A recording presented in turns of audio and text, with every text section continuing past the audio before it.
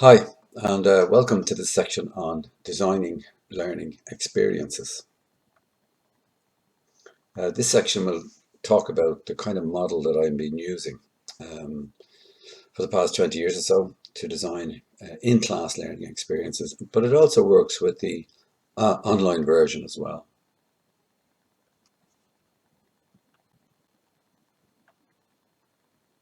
So, in order to follow and practice what I preach in relation to using mnemonics and memory aids, I'm borrowing this model from a very good friend of mine, John Townsend, who developed this in the early 90s. And he's a very interesting character. The two of us together constructed the Master Trainer Institute in Geneva. And his father was a pilot in the Second World War. And he had this idea of using a pilot experience as a means of using a mnemonic, creating a mnemonic. And these are based on people he knew and people he associated with at the time. So the mnemonic is B Gunnar Ede Graf B, and it's based on the name of an Icelandic pilot who joined the Royal Air Force helicopter B squadron um, during the Second World War.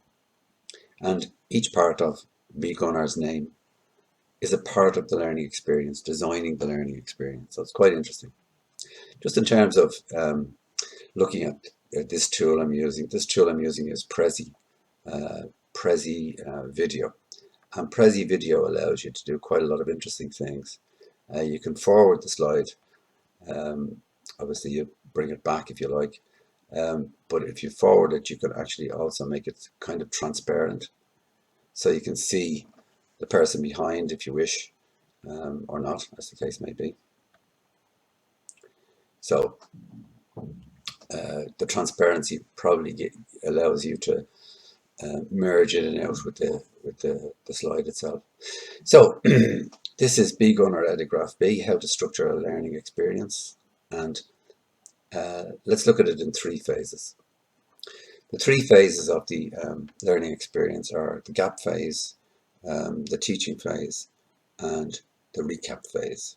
So if you look at these three phase thing, it's um, it's based a lot on Gagne, that learning specialist of the 1960s, whose theories around how people learn and how to design learning experiences, um, they're still extant, and he's one of the most durable theorists on the subject. Ggne, well worth looking at. So he talked about three phases in a learning experience. So the gap phase, the teaching and learning phase, and the recap phase. So if you look at the first phase, which is the gap phase, and people don't really learn unless they want to or need to, which is something that we say quite often. And if you look at the any individual, they really won't bother learning unless they feel it's absolutely necessary for them. So this structure of 6 steps, some of them can be done concurrently. They can often be done by one action, the whole lot of them.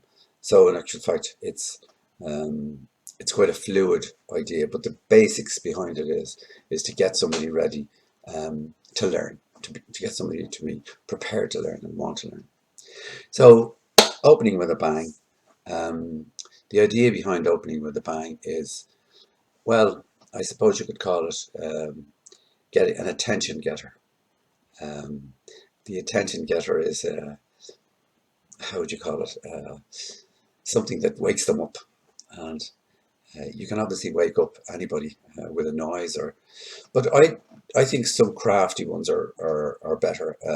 Something like an unusual statistic. Um, for example, how many CVs go in the bin? Something like that. If we're talking about careers and we're talking about the interview process and getting an interview and getting a job, how many CVs actually hit the bin without being read in any way? So the bang is to wake people up and bring them in.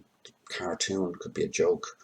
Um, Best ones are ones which are actually linked to the program, obviously. The gap is helping a person, well, there are two things together here. One is the gap and the other is understand the gap.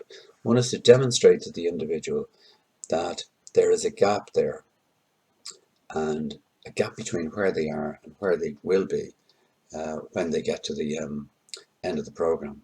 And understanding the gap is analysing it, understanding the depth of it, admitting it, agreeing to it almost. So participating with, by asking, for example, by asking individuals, how much do you know about this stuff? What are the concerns that you have around this stuff? So it gets people to confess or to profess or to agree that they have a gap where they are. And you can see the psychology working here, getting the person ready to learn, I suppose, to be motivated to learn. The idea of need is adults learn if they want to, and it's the gap, but if they need to. The other thing about that need to is really, for example, what's in it for me?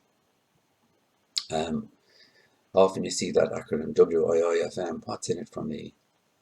Everybody will pay attention to things when they can see something in it for them. They see relevance. So individuals learn if there's relevance for them. And you have to see it from where they sit. You have to think about, how am I going to look at this issue, this problem, from the perspective of the learner, and how can I present it to them, show them information so that they will see the payoff for them if they stay on the program. The next part is about asking and answering questions.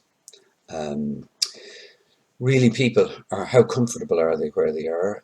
How comfortable are they going forward with the learning? How committed are they? Are there things they don't understand? Would they like to ask? And last, before you leave this section, is the route map. Adults learn if they can see in front of them how you're going to answer all these questions. It's all right expressing the gap, showing them the gap, showing them the payoff, etc. But how are you going to close that gap? And one way of doing it is to show them a route map as to how this is going to pan out.